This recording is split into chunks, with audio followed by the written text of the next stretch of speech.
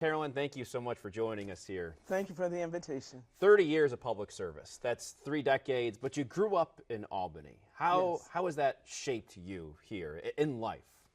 I mean, it's who I am. I'm Albany. I am Albany. I grew up between the South End and Arbor Hill. My parents owned a grocery store in the South End for over 25 years. We, as children, 7 of us, we were the employees. So up until 6th grade, I lived in the South End. Then we moved to Arbor Hill. So I lived in both worlds most of my life. Wow. And went to parochial schools in the city of Albany, and then went to Cayuga College in the Finger Lakes. And then I think I worked for 1 year in the Capital District, and then I moved to California. Got real good opportunities. I was a chemistry major, and I was able to find work in that field, and went to California for 10 years. Moved back 2 weeks after the major snowstorm of 1987. Welcome back. You were used to it, though, at that point, Oh, right? at that point, I had to make a whole reacclimation to the East Coast and to snow. Branches of trees were in front of the house. I think I cried for 6 weeks. What was I thinking? What are you doing? But here I am. But here you are, here today. You know, You're a 2025 mayoral candidate. And you were also, obviously, you're an Albany County Legislator right now. You're on the Common Council, the first Black Common Council president. Yes. What did that mean to you, to be able to say that and represent those individuals, too? It's very significant for me personally, but also for the community. Because as an Albany native, I never thought it was something that I wanted to do. Didn't aspire to be in politics, but when I was in California, I had a great uncle who was very involved in Democratic politics there. So just watching him, even coming back to Albany, I didn't think it was something I was going to do, but I got really immersed in it, and because I got involved in doing a lot of volunteer activities, and it was just a natural progression into the political foray. Yeah. As you all know, we'll expand on this conversation on our social media platform, cbs6albany.com, with more on who Dr. McLaughlin is and where she came from. We also wanted to, with this live portion, talk to you a little bit about some of the bigger stories going on in Albany right now. And one of those is, that you might have saw over the weekend, David Soares had a press conference regarding that bonus that he said he paid back. We actually have a soundbite from that press conference. I'm going to have Dr. McLaughlin react to it. Let's play that here for a moment. I want the focus to be back on what is important. The volume of violence that we are experiencing here in the city of Albany. So you hear him say that over the course of this weekend, and all this controversy that surrounded the payments, but also him bringing light to some of the violence that they've dealt with in that DA's office in the neighborhoods. What is your perspective on this conversation that's going on right now and what he brought to light here? Well, I'm glad to see the conversation as it relates to the work of the DA's office go back to addressing the violence in the community. I'm also happy to see that DA Soares addressed the issue directly of the payment that he made to himself. Returning the funds was really, to me, a sign of an act of contrition that a lot of people were looking for. It was a bad decision that was made. Was it criminal? No, in my estimation.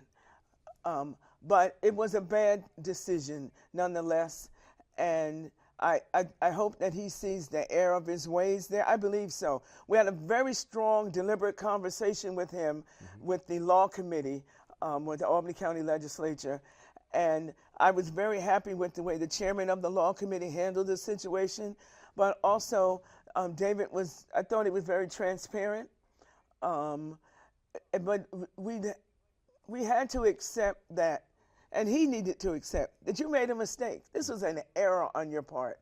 But also we as a legislature, I think, have looked at systems that we have in place to ensure that something like this never happens again. So also when it comes to David Soares, one end of it, of course, was paying back the bonus that he received. And the other end that he was trying to make the point of about violence and saying that the city, he said, I think in that press conference, we're losing the city to violence. I guess when you hear that, how do you react to that? I mean, public safety is first and foremost, I believe, in the minds of people when they're making a decision on where they want to live.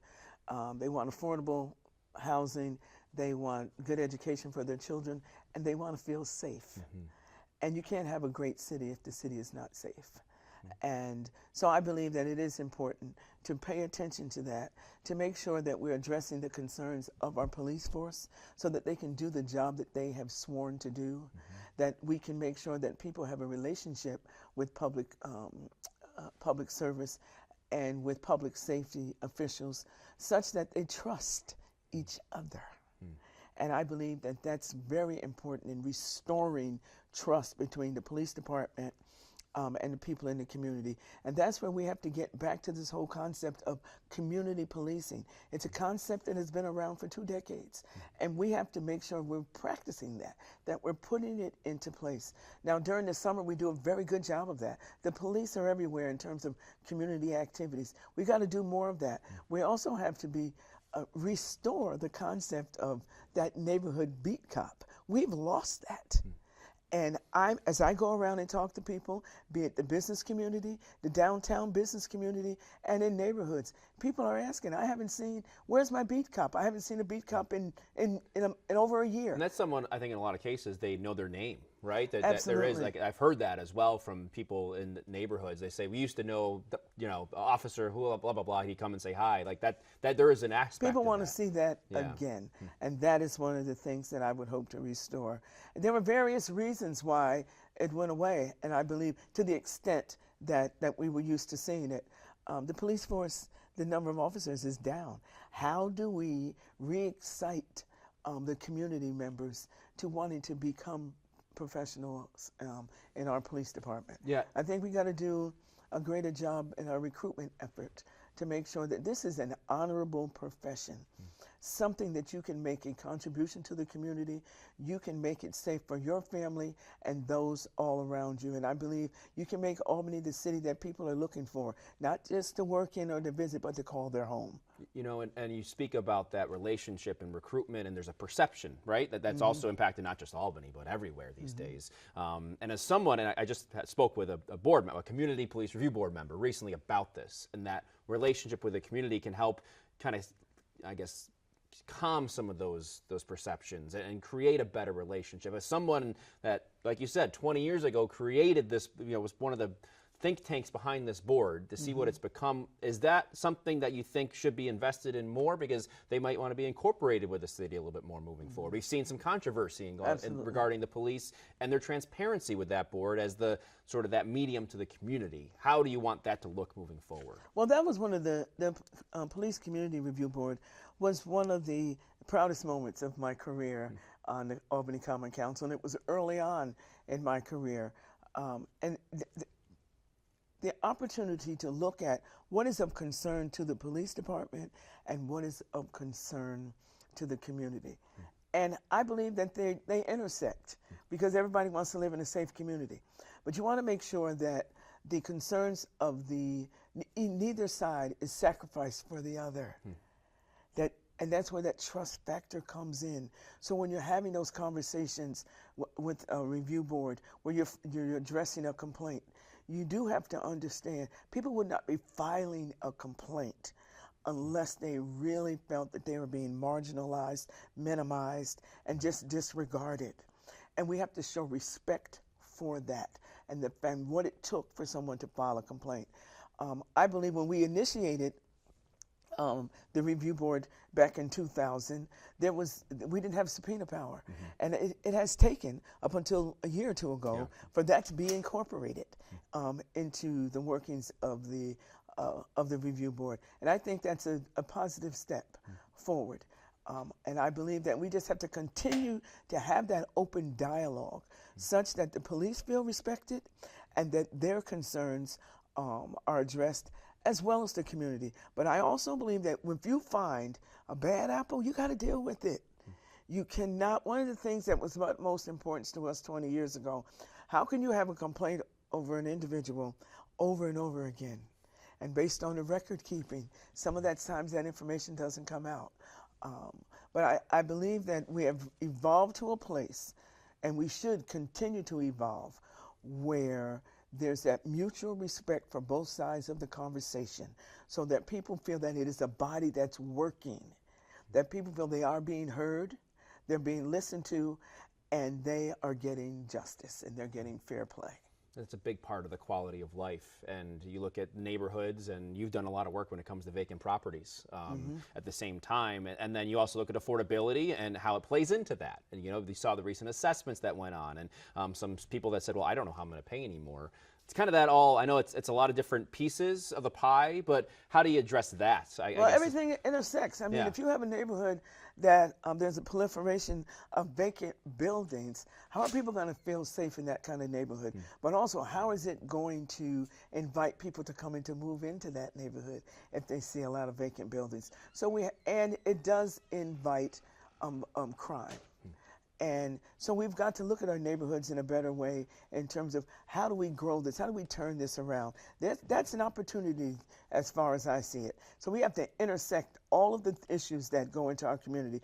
People having access to resources to buy those vacant buildings, to rehabilitate those buildings, so that then they can then put those buildings on the tax rolls, so that it increases the tax base that we have, such that you won't get reassessments that are as high as 100% or more. The average reassessment was 62%.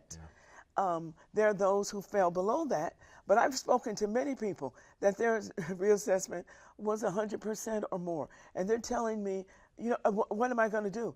These are people who have invested years, lifetimes, maybe 2, 3 generations into the city of Albany. Don't price me out of the city that I've grown to love. This is my base. So I think we really have, but there's solutions that we have to look to at the state level to help us deal with that. When you look at the type of funding that the city of Albany gets compared to Buffalo, Rochester, Yonkers, Syracuse. I think you brought up Utica, and right, even, when you were announcing your campaign. Yeah. So how do those cities get more money than we get? Because we're a victim of our own success. We've never had a control board come into Albany. Some of those cities have, and as a result of getting extra funding, which then became a part of their annual budget. So it's called capital punishment. There's a report that came out maybe 15 years ago that talked about that. We're the capital, and we're being punished for being successful. So, but I think so now. Our state legislature has got to look at that over $200 billion budget and see if you can find a few more $1 million to pass on to the city of Albany, the capital city who serves you so well. 60% of the property in our city is tax exempt, be it medical, education, the government, most of all. So how in the world do we make up for that? You can't tax people. What you will end up doing is taxing people out of the city. You'll see a proliferation of for sale signs, and that does not help us. And so I think we've got to get more help from the capital. And you wonder when they redo the foundation aid, education funding. I know that in some of those early runs, Syracuse did get some of the most money, which obviously there is a need there, but I guess you would hope that you would see some of that in Albany as well. As the capital city, the need is great everywhere, and I don't discount or minimize what's going on in any place else, because Syracuse does have some great needs in terms of the poverty level, and the number of children that are living under poverty line. But if we don't watch it, we'll have that same data right here in the city of Albany, and we're not far from it. And I believe that as the capital city, the city where everyone is looking for direction, where everyone is making the decision that affect the lives throughout New York State, and in many ways sets a model for this country. We've got to do better for the capital city of New York State. The South End Grocery, the county just retook that property in terms of buying it with some ARPA funding. What is your vision for that area and that grocery store? You know, I think there's lots of opportunity there. It's unfortunate the way things played out. We had a lot of hope for what was going to come out of there, but I think now we have an even greater opportunity to do something even bigger, because I believe probably there's a lot of ideas that the people in the community are saying, let's put a child care center, let's put an after-school program, let's put a health center in there. But I believe that there's an opportunity to have something even bigger that could encompass all of those things. And it may require that the building is raised. Okay. And I'm all for that. And you've had a role now with the legislature the last few years, that is, couple terms now, that sort of involves some big picture items as well, which we've discussed, and we discussed a few minutes ago with the South End Grocery. I did want to touch on that a little bit more, because you do have a vision. I guess that's a part of the city that I-787 has impacted over the years. It's kind of been forgotten. How do you incentivize a developer, a business, to invest in that area specifically? Well, the South End, and I'd like to, proudly call it the historic South End of Albany, area where I grew up, my formative years. There are good people that live there. A cross-section of people from all walks of life and every economic base that's in this city of Albany. People choose to live there. They're not forced to live there, but we do have the greatest number of public housing also in the city, in the South End of Albany. Good people that take great pride in where they live. And I believe that we have the leadership in the city of Albany has to look back at that historic nature of the South End. Look at what happened when Empire State Plaza was built. It decimated a community. I watched the Empire State Plaza being built. I rode my bicycle over the gravel, and I listened to that clank, clank, clank, clank, clank during the night when they were pile driving to build Agency Building 1, 2, 3, and 4. So I remember that. But more importantly, good people were driven out of that neighborhood, and we have never recovered from that. Because the investment that was put into Empire State Plaza was not put into the neighborhood. You had 787 come. 787 cut off entry into the South End, where people could come in and patronize the many businesses that were on South Pearl Street, North Pearl Street. North Pearl Street, Central Avenue, these were thriving business communities. And right now, one of the things that I want to do is to make sure that we restore a good working relationship with the business community and City Hall. We have to have an open door policy there where we're listening to what are the businesses saying that they need. What is the business community saying that they need to operate successfully in the city of Albany? One, we've been talking about the tax base. Taxes, taxes, taxes. How am I going to keep my business in the city of Albany if I'm continuing to be being taxed unreasonably as they may view it? So we have to continue to begin to look at how we build in that relationship with the business community so that there is a successful marketplace for all those who would choose to do business in Albany. Like you said before, we talked about this, 30 years in public service. You've seen some different roles, but stayed here for the did it here. Why is this next move or this aspiration so important for you? And it's important to me because this is my home. This is my home. The city gave me a lot growing up in this city, and I have tried to give back to the same extent that things were given to me. As a child, I was privy to many good after-school programs that came from the school system, from the faith community, from the business community, from the educational community. I benefited from all of that, and that's why I sit where I sit today. We need to restore some of those same type of opportunities for the children in our community. We also need to make sure that things that are so important to me as a child of the city of Albany, as I started out saying, I am Albany. If you look at me, you see the city of Albany, and you see what it can create, what can come out of Albany as making a contribution to this community. We need to look at our senior community. I'm very passionate about that.